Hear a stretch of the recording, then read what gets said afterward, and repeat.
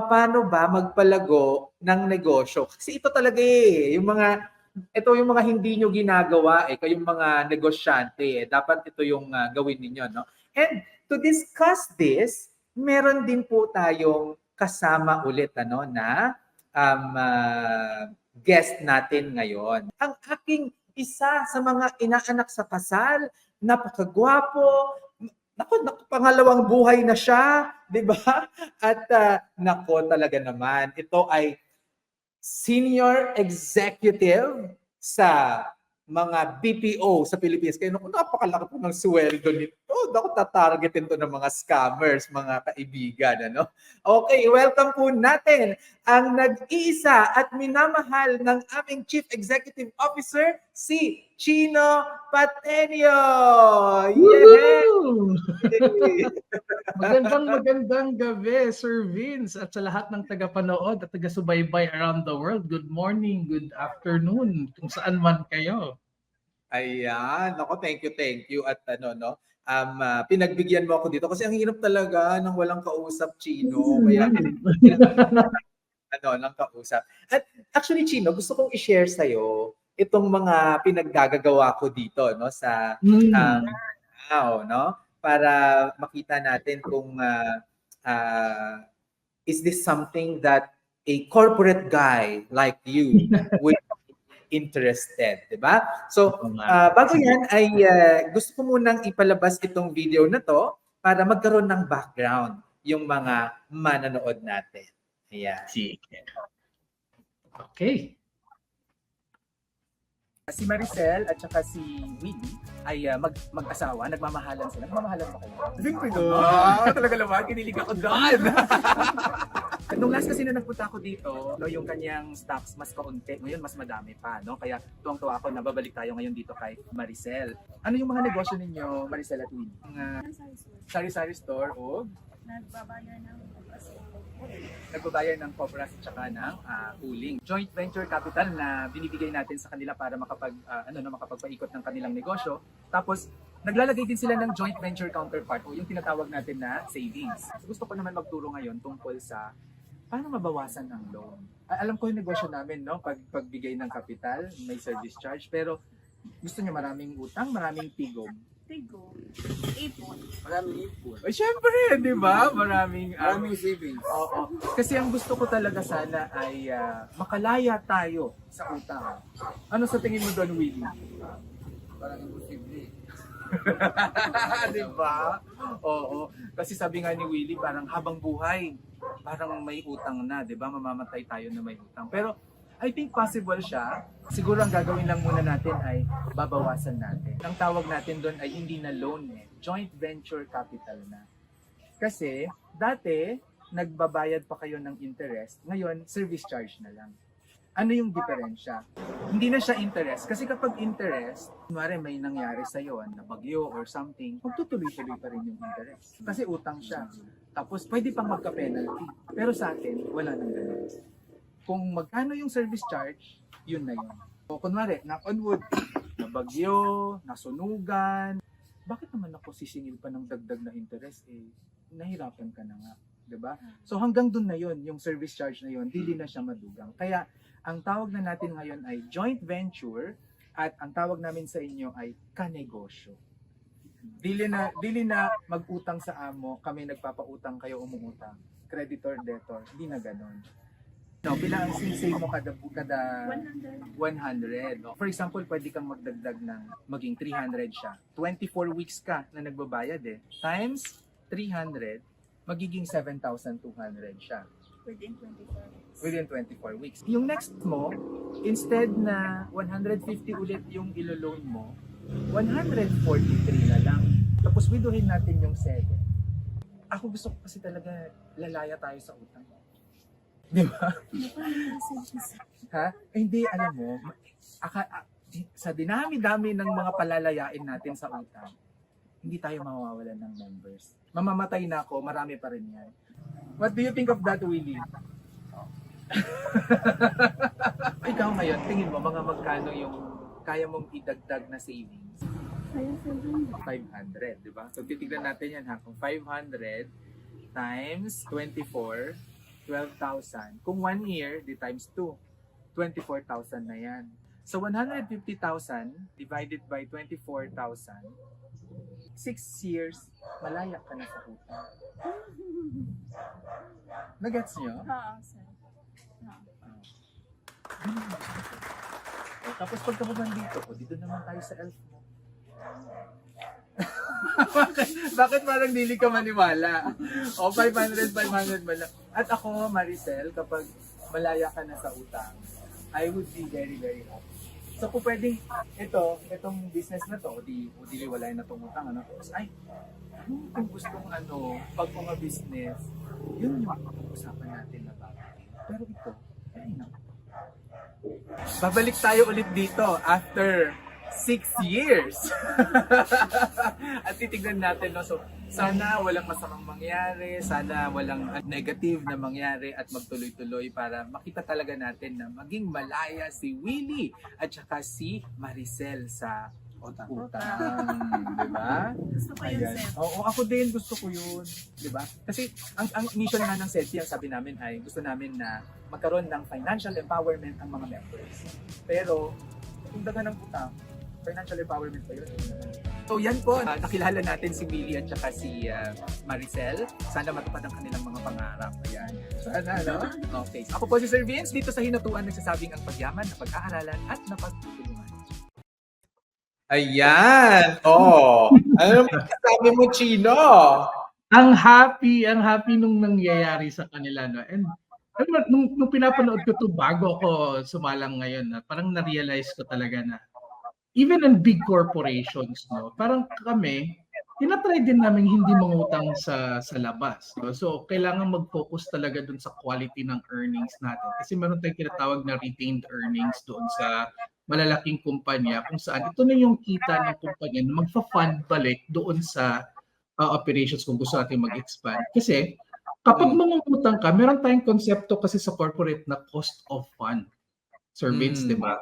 Kahit na applicable siya sa maliit na negosyo na kapag nangungutang ka from outside, ang cost of fund is yung interest or kung ano man yung binabayad mo on top doon sa fund na nakukuha mo. Whereas kung manggagaling doon sa ipon mo, pag ginamit mo yung pang-invest doon sa business mo, di ba? Wala kang babayaran na cost of interest dahil hindi mo na siya kinuha from outside sources. Right. Diba? So, I'm happy na sa maliliit, applicable din siya sa mga maliliit na True!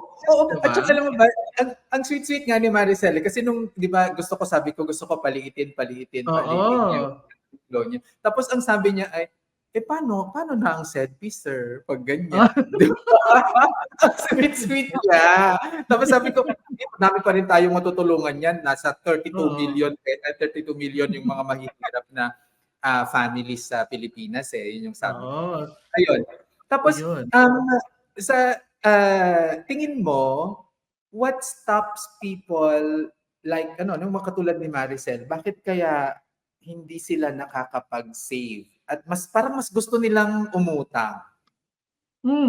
Siguro unang-una sa naisip ko dyan, Sir Vince, is parang yung culture natin unang-una, yung mindset na pag gagawa ka ng isang product, parang pag magsisave ka, parang ang hirap.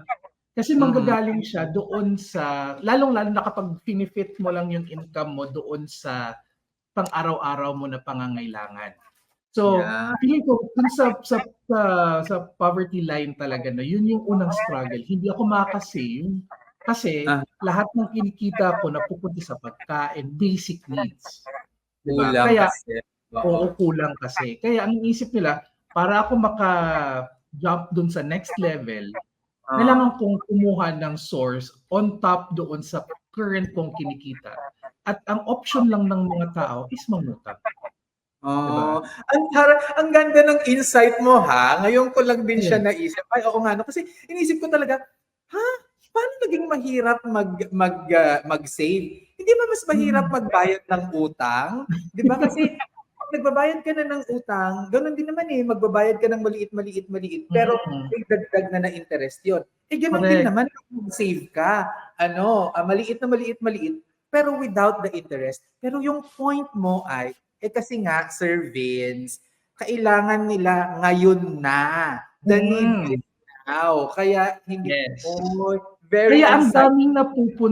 ang daming napupunta doon sa loop ng utang, tangtang utang, yung lagi sinasabi sa financial literacy na nang dahil sa naging lifestyle na siya na umiikot na lang yung buhay mo doon at walang dagdag doon sa income mo. Kaya nga in-encourage talaga natin na as much as possible wag umutang, 'di ba? Or kung uutang ka dapat for good purposes siya, for income generating para madagdagan yung kita mo, hindi pang supply doon sa need mo ngayon or for anyone na gusto mong i-satisfy yung sarili mo ngayon. Kasi mahuhulog talaga doon sa loop na magbabayad ka ng utang, hindi pa din kasya yung kita mo dahil may dagdag pang interest doon sa binabayaran mo. Bayaran mo, no? At pero ano mo, parang ang isa din kasi na nakikita ko, no, lalong-lalo na yung ibang mga nagtuturo about finance, sa mga financial literacy, ay parang mindset lang yan, parang gano'n. Oo, hindi, no? Okay, totoo, malaking bagay yung mindset. Ikaw, masipag ka, gusto mo na talaga. Kaya lang, walang economic opportunities, nangungurakot, na-disaster ako, walang social safety net. Oy, hindi namin kasalanan lahat, ha? So kailangan talaga hindi lang yung person eh. So one thing yung person, pero dapat yung family kailangan tumulong din. Pero more importantly, ang gobyerno, ang private sector ay tumulong din. Kasi katulad niyan yung mga private sector, 'di ba? Tinetempt yung mga na mag-utang ka. Parang nakaka-receive ako ng text message na, gusto mong magbakasyon, ikaskas mo yung credit card mo, fulfill your dream car, mangutang ka. Diba? Ganun yung ng private sector. Oo, yung syempre namumuhunan tong mga to. Ang perspective naman ng mga to ay pataasin yung income nila through doon sa pagpo-promote ng pangungutang kasi through nangungutang sila yung nagcha-charge ng interest. Yes. Diba? Sila sa kanila napupunta yung income na yun. Kaya sige go, pinopromote nila yun.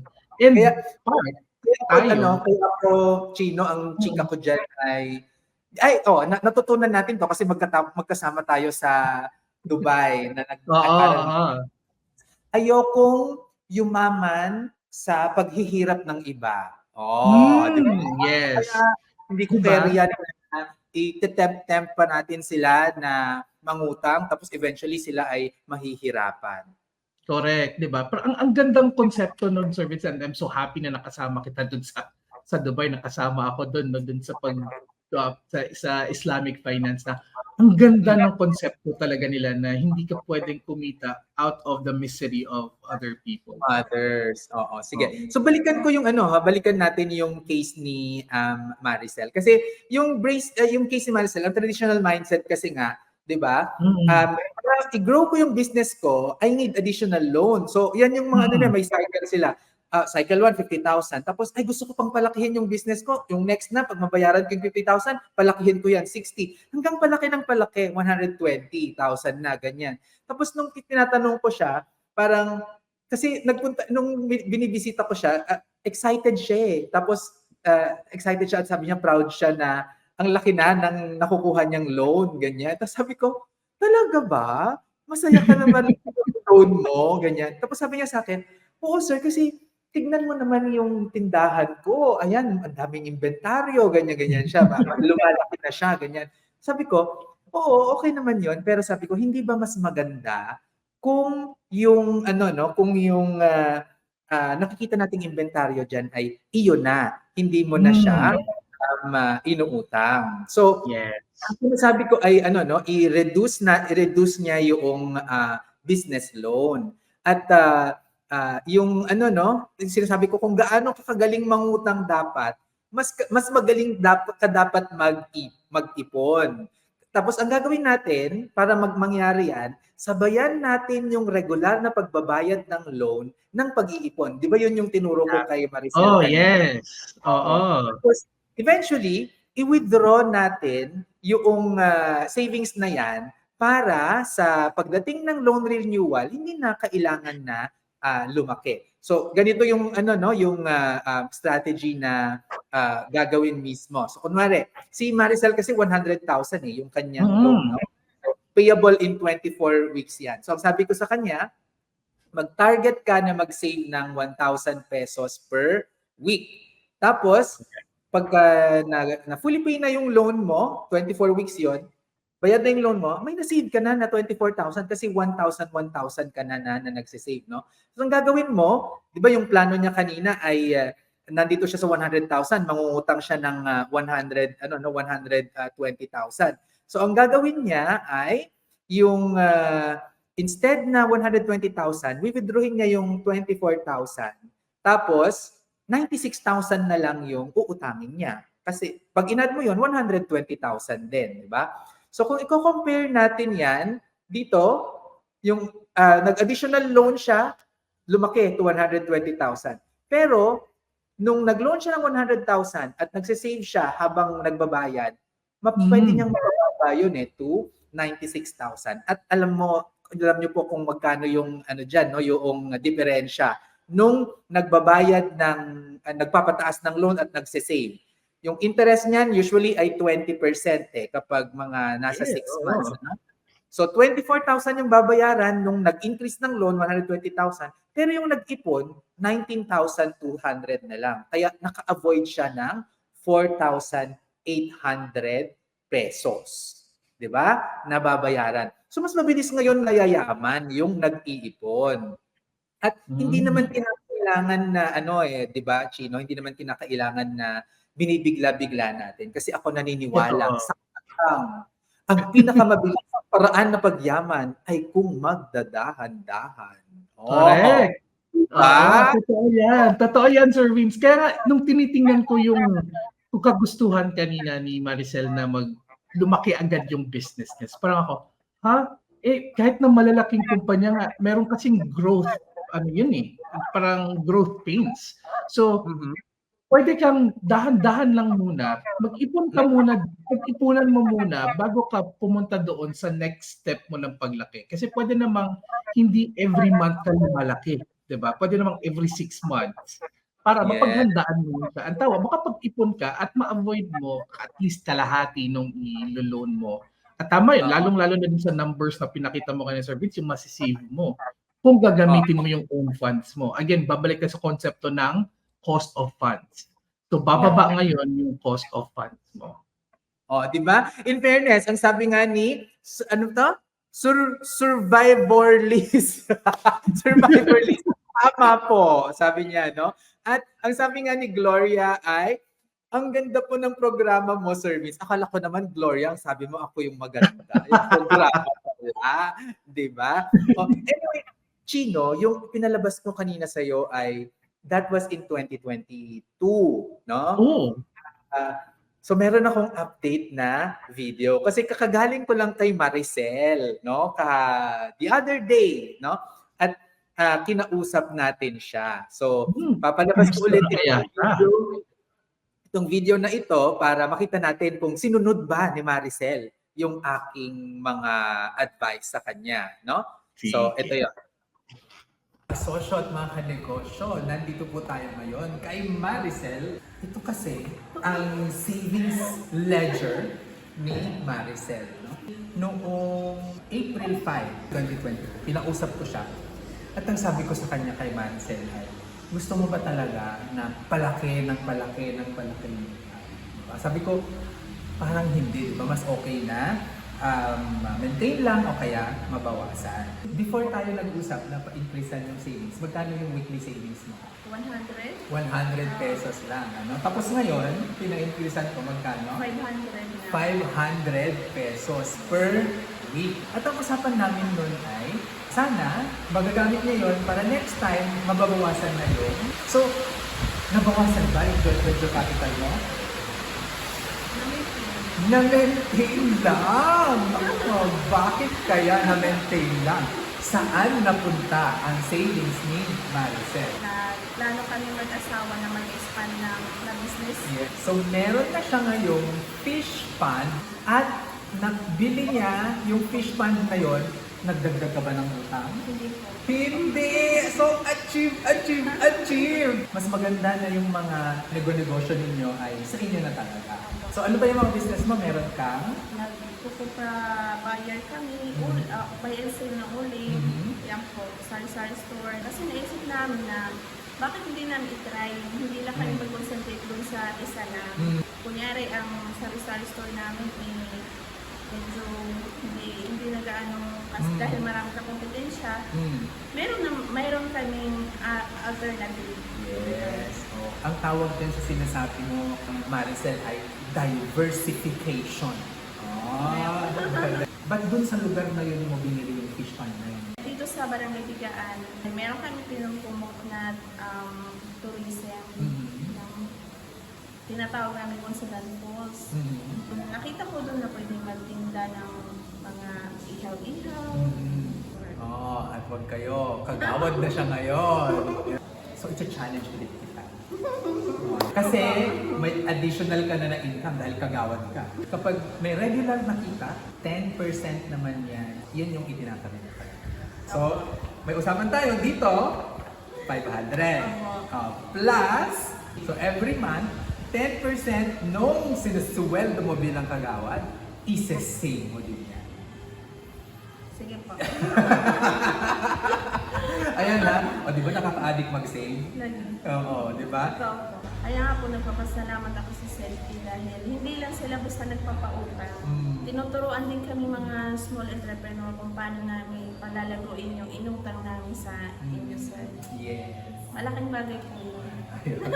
Yay! Ayan ha, narinig niyo po kay Maricel. Kaya kung kayo po ay interesado, ang Selfie Ka Negosyo po ay nasa Davao del Norte, Davao de Oro, Agusan del Sur, at Surigao del Sur. Ayan. Ako po si Sir Vince, ang inyong financial guro, nagsasabing ang pagyaman na pag-aaralan at mapagtutulungan. Yan, di Yun, ba? ang saya. Woo, Maricel, ang galing. Di ba? Parang ako kanina, ay nung ini-edit ko siya at tapos nung kinakausap ko siya, parang okay, sulit lahat ng pagod, parang ganon, no? Parang at yung makikita mo na, oh my God, there is hope for the Philippines, di ba? Totoo yan. So hindi lang nabubuhay sa utang, no? So na-display talaga ni Maricel na yung pag-iipon talaga would really save you from the interest, yung babayaran mo in the future. Ang galing nung ginawa ni Maricel na yan.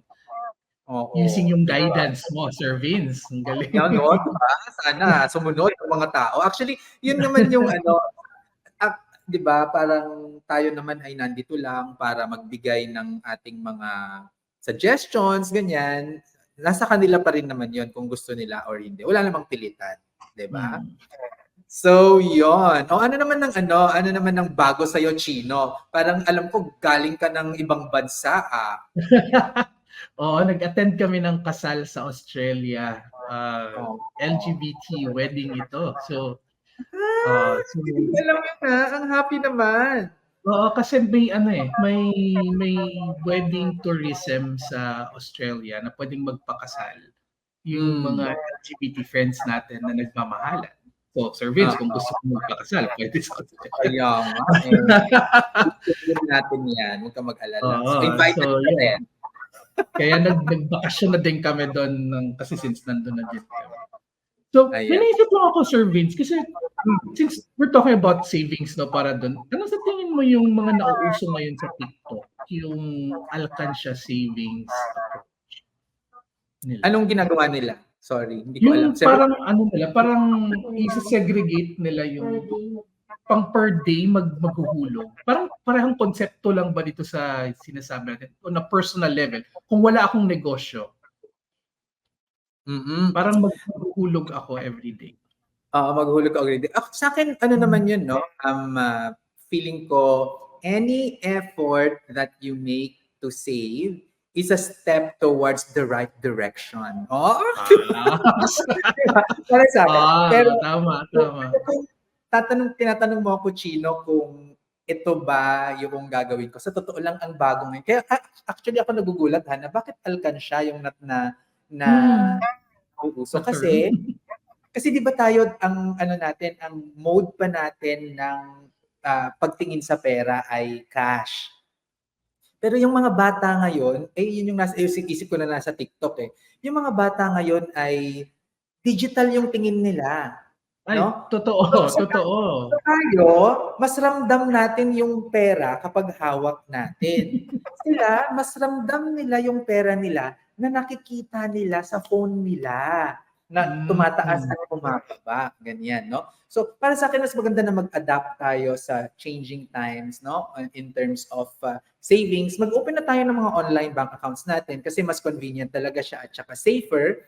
At kapag kasi nag-aalkansya tayo, pinagbawal na yan ng ng Bangko Sentral ng Pilipinas kasi hindi na circulate yung pera.